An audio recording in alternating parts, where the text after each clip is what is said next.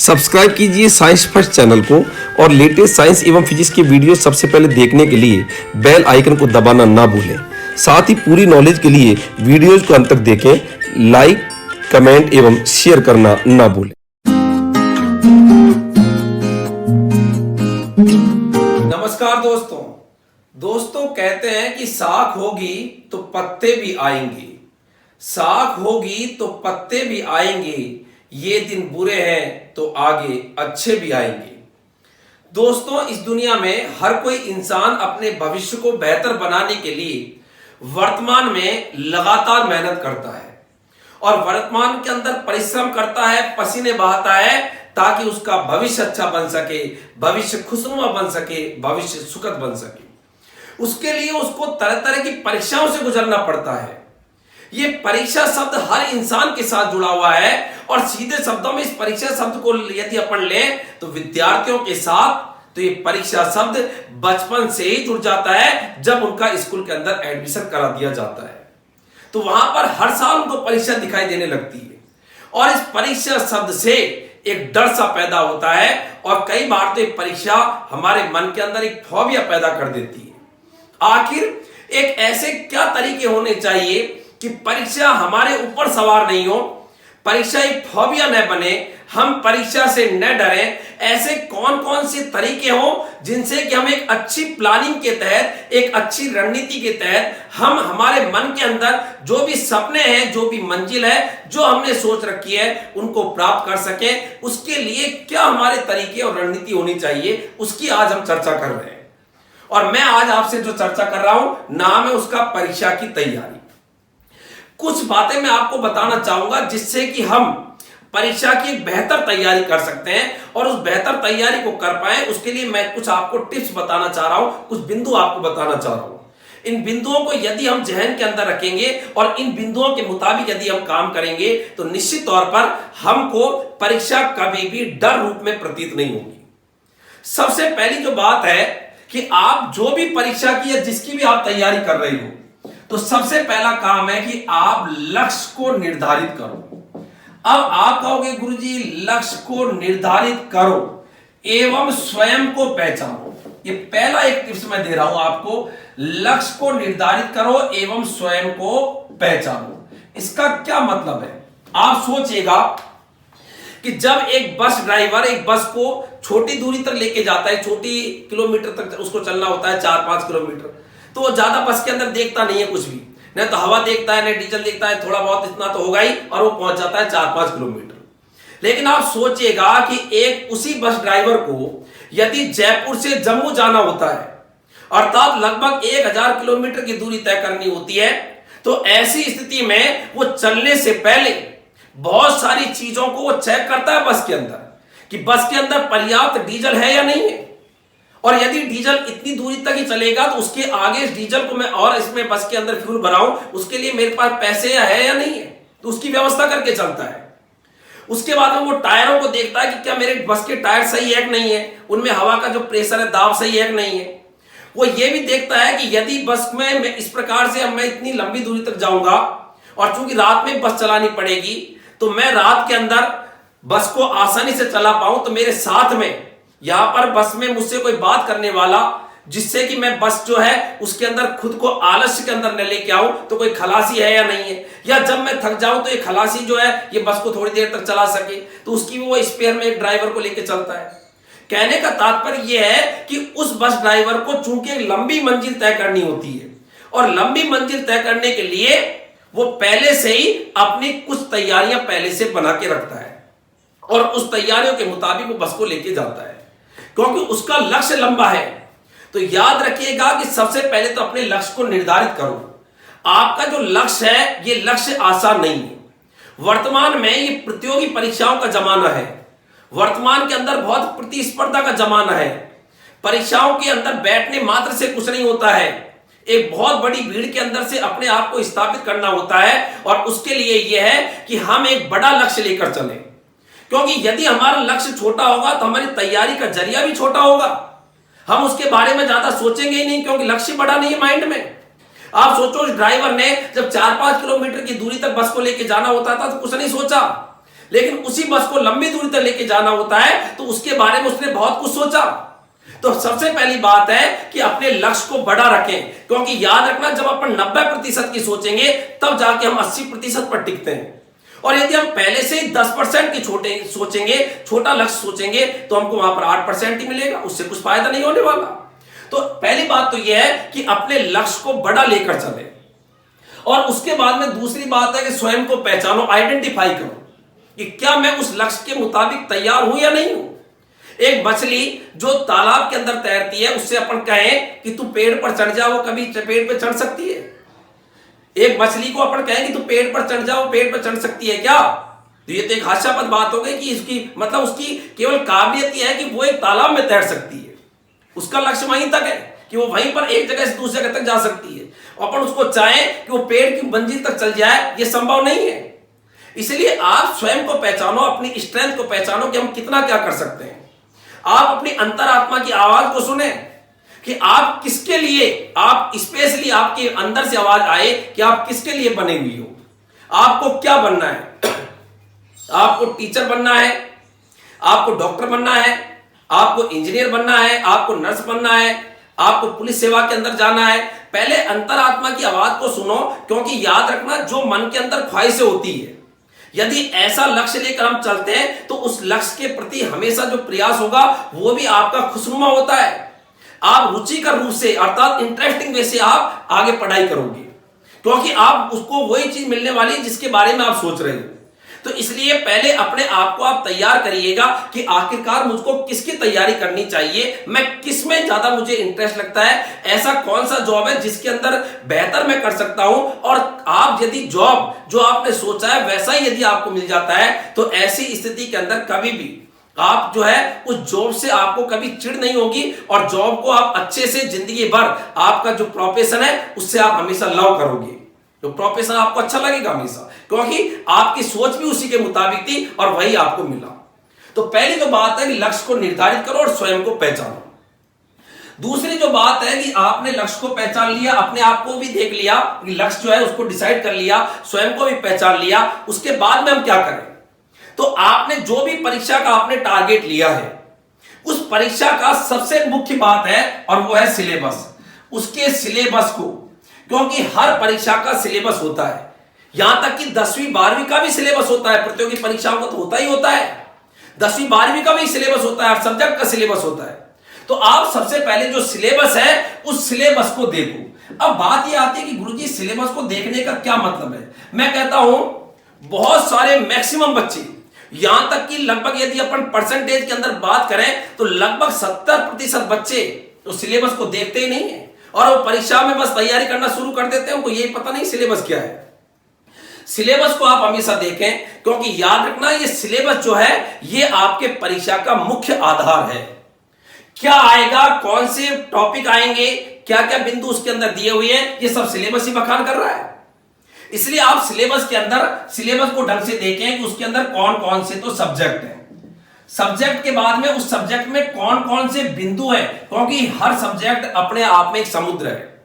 अपन physics की भी बात करें तो फिजिक्स अपने आप में एक समुद्र है, लेकिन हर परीक्षा के अंदर पूरी फिजिक्स नहीं आती है, तो समुद्र है। तो उसके अंदर ये है कि भाई आपके फॉर एग्जांपल उदाहरण के तौर पर मैं बात करूं कि यदि रीट की बात है तो रीट के अंदर फिजिक्स का ये पोर्शन है, 11-12 के 12वीं क्लास के अंदर फिजिक्स का ये पोर्शन है, आपके रेलवे के अंदर फिजिक्स का ये पोर्शन है। तो वहां पर आपके सब्जेक्ट के अनुसार उस सब्जेक्ट में भी बिंदु दिए हुए होते हैं कि आपको इन बिंदुओं पर फोकस करना है।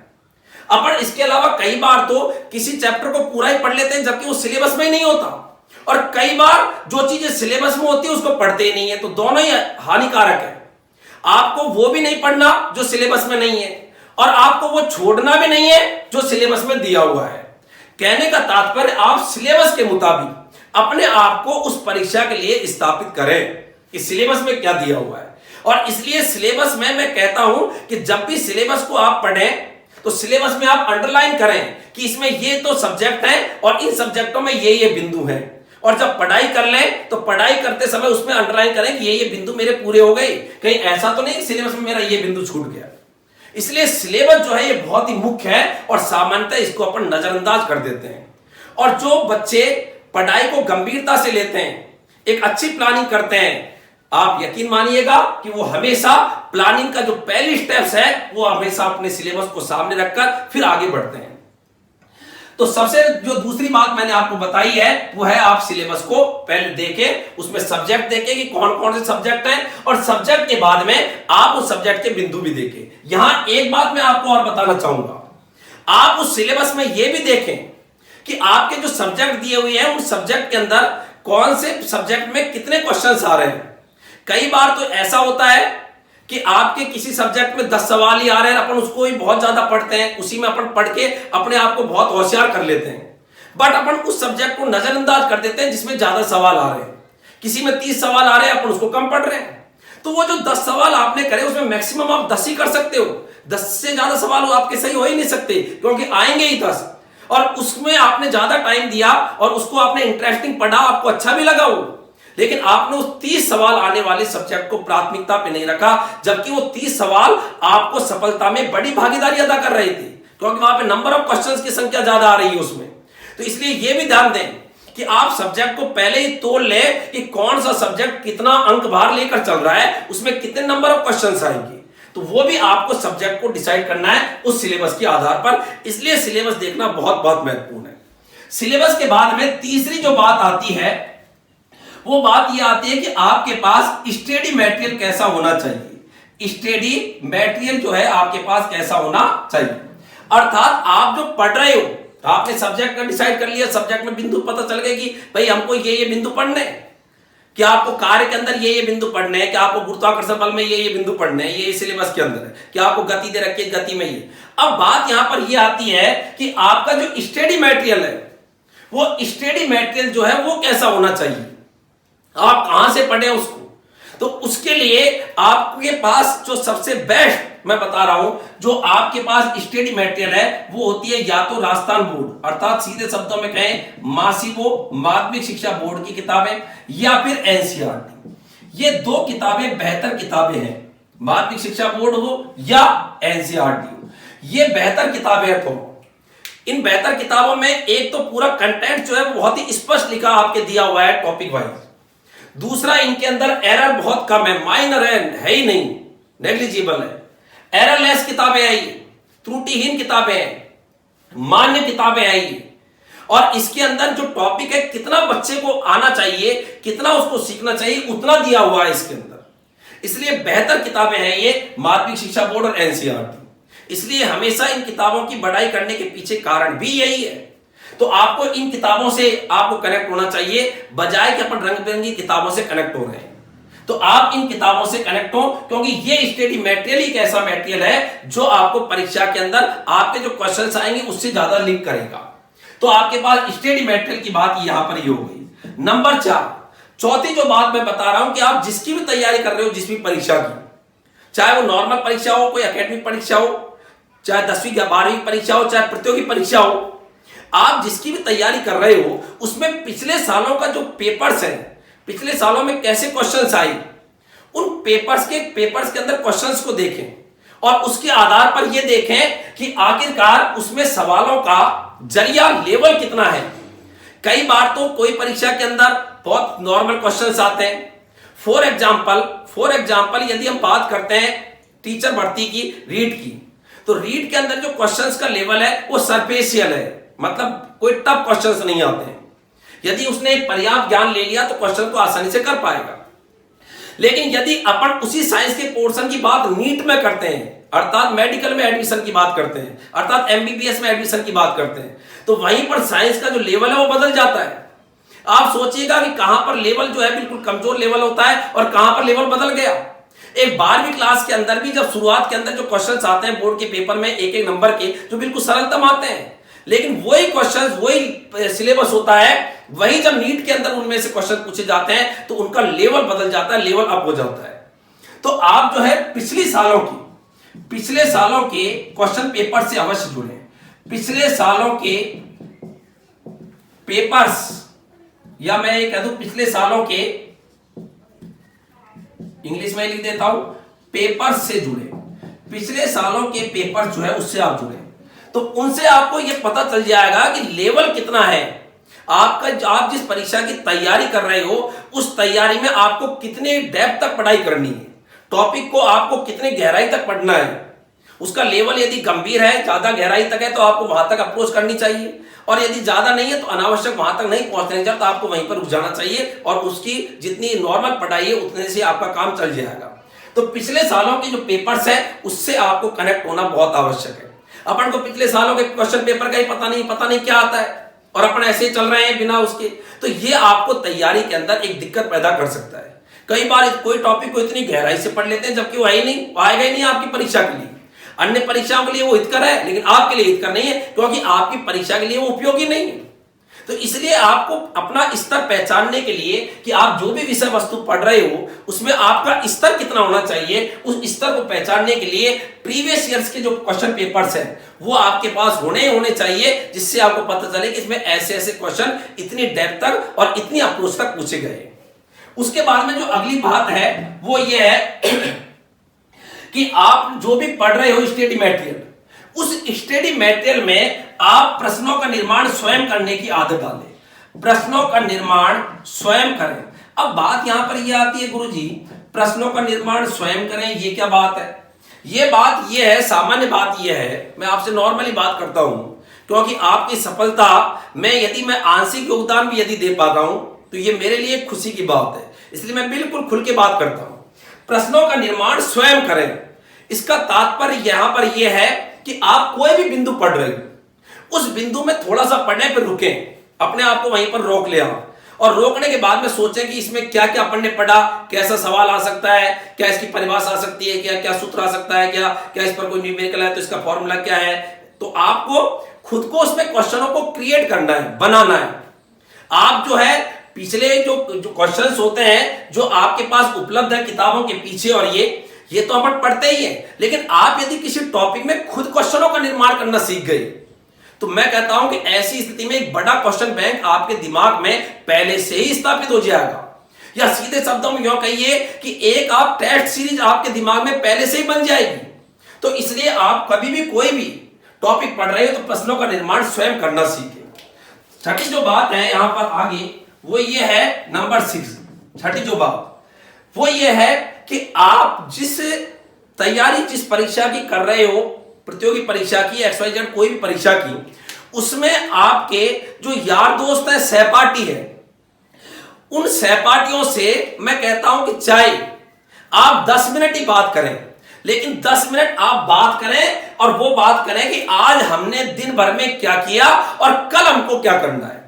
अर्थात मैं यहां पर छठी बात लिख रहा हूं कि अपने दोस्तों से पढ़ाई को शेयर करें, और दोस्तों से पढ़ाई को शेयर करें इसका मतलब यहां पर यह है बच्चे लालो कि आप आज हमने क्या पढ़ा, फिर आपके दोस्त और आपके बीच में जब कम्युनिकेशन होगा, संवाद होगा, तो पता चलेगा कि अपन ने ये बिंदु पढ़े। हो सकता है कि किसी बिंदु में आपको पढ़ने में तकलीफ आई हो तो आप जैसे उससे पूछोगे हो सकता है वो आपको उसका जवाब दे, तो आपकी समस्या दूर हो जाए। फिर आप कल का एक टारगेट डिसाइड करें कि कल हमको ये करना है। इससे आपके और आपके दोस्त के बीच में एक स्वस्थ प्रतिस्पर्धा होगी, एक हेल्दी कंपटीशन होगा। आपको आपस में एक हल्का सा पॉजिटिव डर रहेगा आपस में दोनों के बीच में कि यार यदि मैं नहीं करूंगा मेरा दोस्त तो कल करेगा ही, तो ऐसी स्थिति में पिछड़ जाऊंगा। तो एक हेल्दी कंपटीशन आपके बीच में बन जाएगा। इसलिए याद रखें कि हल्का सा ये हेल्दी कंपटीशन जिसको पॉजिटिव फियर बोलते हैं, अर्थात धनात्मक डर जिसको कहे, अच्छा डर होता है धनात्मक डर, जिससे कि किसी काम को करने के लिए थोड़ी सी ललकता रहती है, उस चीज को आप अपने दोस्तों से, इसलिए पढ़ाई को हल्का सा शेयर करना आवश्यक है।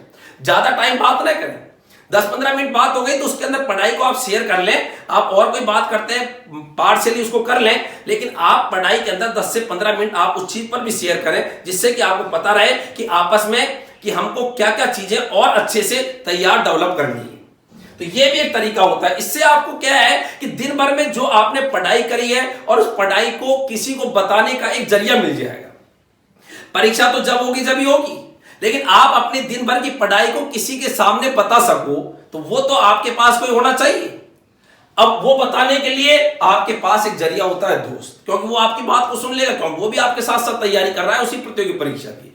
इसलिए दोस्तों से पढ़ाई को शेयर करें, ज्यादा टाइम नहीं लेकिन 10-15 मिनट अवश्य शेयर करें, जिससे आपको डेली एक रणनीति जो है पढ़ाई की आप एक दूसरे के प्रति आपकी एक अच्छी रणनीति लगातार तैयार होती जाएगी।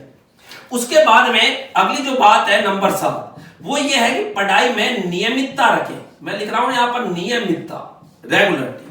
देखो ध्यान दो, जब भी कोई भी बच्चा, मैंने सामान्यतः ऐसा देखा है, इतना लंबा समय हो गया मुझे पढ़ाते पढ़ाते, मैंने सामान्यतः ऐसा देखा कि जब भी कोई भी बच्चा किसी परीक्षा की तैयारी करता है तो उस समय पर बड़ा जोश आता है, बहुत ज्यादा जोश में आता है वो। आप चाहे स्कूल में देख लो, जुलाई के अंदर बच्चा बड़ा जोश में आएगा। प्रतियोगी परीक्षाओं में बच्चा जब तैयारी शुरू करता है बड़ा जोश से करता है, और उसके बाद में जैसे जैसे परीक्षा आगे बढ़ती है उसका जोश ठंडा हो जाता है। आपका उत्साह होना, उत्साहवर्धक होना, आपके अंदर उत्साह होना गलत नहीं है, मैं इसको गलत नहीं कह रहा, लेकिन उत्साह बना रहना यह बहुत आवश्यक है। आप जो है उसमें जोश आपने शुरू में भर लिया वो अच्छी बात है, लेकिन जोश लास्ट तक परीक्षा तक बना रही है उससे भी ज्यादा महत्वपूर्ण बात है। आप भले ही शुरुआत के अंदर धीरे धीरे पढ़ाई करें, धीरे धीरे चीजों को आप काबू में लेके आए, लेकिन आपका जोश लगातार परीक्षा तक तो परवान होना चाहिए। अपन शुरुआत के अंदर तो भले ही तेज दौड़ रहे हैं लेकिन बाद में ढीले पड़ गए तो दौड़ना ही बेकार हो गया। भले ही शुरू के अंदर धीरे धीरे दौड़े लेकिन लास्ट के अंदर तो आपकी रफ्तार, कदमों की बिल्कुल एकदम चाप ऐसे उठनी चाहिए कि खटाक जैसे आप आगे निकल जाओ। इसलिए याद रखें कि आप पढ़ाई के लिए, उसके लिए बहुत महत्वपूर्ण है कि आप पढ़ाई में नियमितता रखें। क्योंकि याद रखना, यदि अपन किसी भी दिन पढ़ाई नहीं करते, आप सोचो, आपको एक एग्जांपल दूं कि आपने किसी यार दोस्त के साथ आप एक दिन कहीं घूमने चले गए सुबह, और आप शाम को आए खाना खा के और आप बैठे, तो आपको क्या लगेगा? आपको लगेगा कि यार आज मैंने दिन भर कुछ नहीं पढ़ाई की। आपके एकदम दिमाग में टेंशन सी आ जाएगी, क्योंकि आपको लगा कि मेरा पूरा दिन खराब हो गया। तो याद रखिएगा कि पढ़ाई में नियमितता बहुत आवश्यक है। आप 4 दिन मत पढ़ाई करो, आपके दिमाग पर एक टेंशन आ जाएगी, और आप डेली पढ़ाई करते चलो, आपको पढ़ाई कभी टेंशन अपने आप दूर होती जाएगी, टेंशन कभी आएगी नहीं।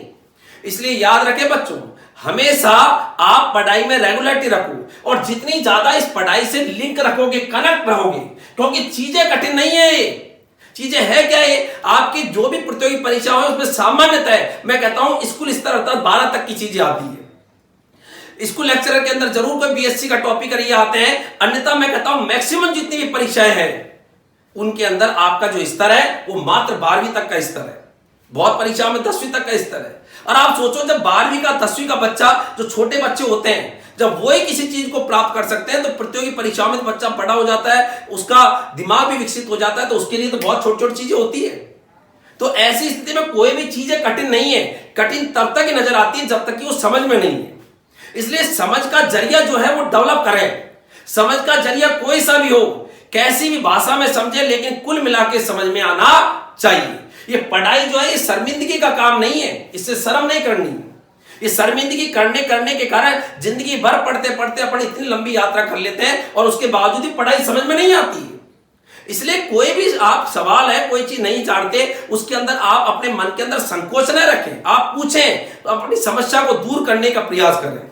क्योंकि याद रखना कि सवाल का जवाब देना आसान है, लेकिन मैं कहता हूं कि वो बच्चा बहुत ज्यादा महत्वपूर्ण होता है, इंटेलिजेंट होता है, जो सवाल पूछता है। क्योंकि जो सवाल पूछता है आखिरकार उसके दिमाग में ये चीजें उमड़ी है। जवाब तो दे देगा टीचर, लेकिन सवाल का क्रिएशन होना ये भी एक बहुत बड़ी बात है। वो इंटेलिजेंट बच्चे की श्रेणी में आता है।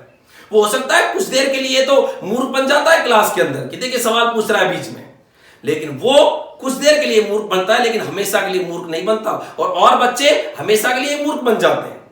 इसलिए कुछ तरीके होते हैं, उन तरीकों से ही बच्चा आगे निकलता है। तो आप पढ़ाई में हमेशा नियमितता रखें। ये आपके बिंदु नंबर मैंने 7वां बताया था। 8वां बहुत बहुत बहुत बहुत महत्वपूर्ण बिंदु है, जिसको मैं सबसे लास्ट में ले रहा हूं, लेकिन ये सबसे महत्वपूर्ण है। और वो बिंदु है, 4 दुनिया में जो इंसान है उनको हमेशा याद रखें कि ये हमेशा हमेशा हमारे साथ ही है, और यही हमको ताकत देते हैं, यही हमको कह रहे हैं कि यस आई कैन, मैं कर सकता हूं, मैं कर सकता हूं। उसकी प्रेरणा के लिए यही हमारे साथ है। और वो है माता पिता, अध्यापक और एक ऊपर वाला खुदा, जिसको अपन भगवान, अल्लाह, प्रकृति, कुछ भी नाम दे। इन चार को हमेशा अपने साथ में रखें। याद रखना कि माता पिता, गुरु और ऊपर वाला खुदा, ईश्वर, ये चार शख्स जो है ये हमेशा आपको एक मजबूती देंगे। कभी भी अपने आप को कमजोर न समझें, न अकेला समझें, क्योंकि ये चार हमेशा हमेशा, चाहे अपन कहीं पर भी रहे, हमेशा आपके साथ हमेशा ही रहते हैं ये। और जब ये चार हमेशा ही रहते हैं, मैं हमेशा शब्द को इसलिए जोड़ दे रहा हूं क्योंकि ये हमेशा अपने साथ जुड़े हुए ही हैं, तो ऐसी स्थिति में कोई अकेला है ही नहीं है। और जब मनुष्य अकेला नहीं होता, उसके साथ साथ सोचो कि इतने बड़े शख्स, बड़े इंसान और ऊपर वाला जब साथ में जुड़ा हुआ है, तो मैं कहता हूं उसको दुनिया में कभी भी आगे सफलता प्राप्त करने में कोई भी उसको रोक नहीं सकता है। इसलिए हमेशा आप याद रखें, तो मैं 8वां बिंदु दे रहा हूं, माता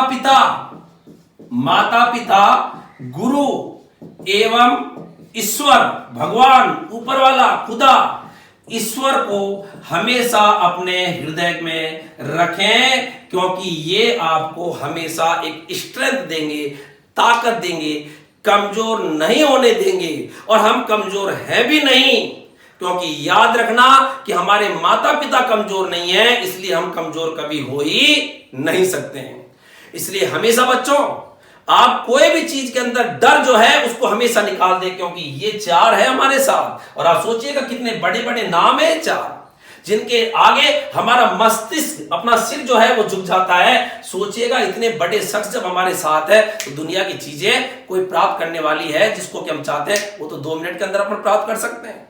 तो ये कुछ चीजें आपको मैंने तरीके बताए थे, जिस तरीकों को यदि अपन एक सहज रूप में इस्तेमाल करें, लें, इनके बारे में सोचें, तो ऐसी स्थिति में हमको परीक्षा कभी भी डरा नहीं सकती, कभी भी परीक्षा फोबिया नहीं बन सकती, कभी भी परीक्षा हमारे ऊपर हावी नहीं हो सकती। और याद रखना, एक अच्छे लक्ष्य को प्राप्त करने के लिए एक सुदृढ़, एक अच्छी रणनीति की आवश्यकता होती है, एक अच्छी प्लानिंग की आवश्यकता होती है। और ये प्लानिंग के ही तरीके हैं। आप सोचिएगा कि प्रतियोगी परीक्षाओं में लाखों बच्चे बैठते हैं। इस रीट के अंदर लगभग 11 लाख बच्चे बैठेंगे, और 11 लाख के अंदर आप सोचिएगा कितनी सी वैकेंसी आती है।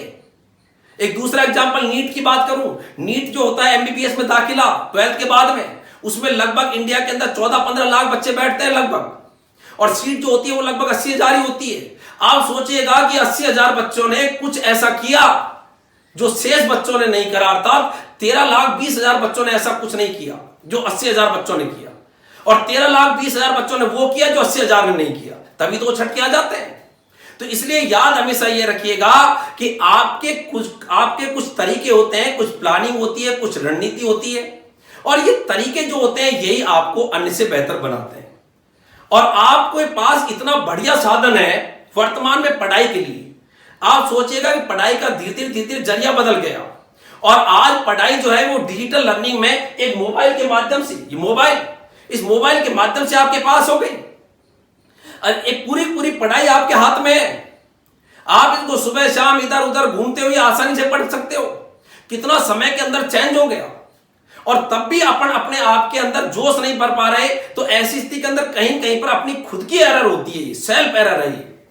इसलिए बच्चों ध्यान दें कि आप पढ़ाई को इन बिंदुओं पर यदि फोकस करते हैं, तो ऐसी स्थिति में कभी भी हमको जो लक्ष्य है, जो मंजिल है, जो सफलता है, उसको मिलने में किसी भी प्रकार का कोई भी संदेह नहीं है। निश्चित तौर पर हम हमारी मंजिल को, लक्ष्य को तय करेंगे।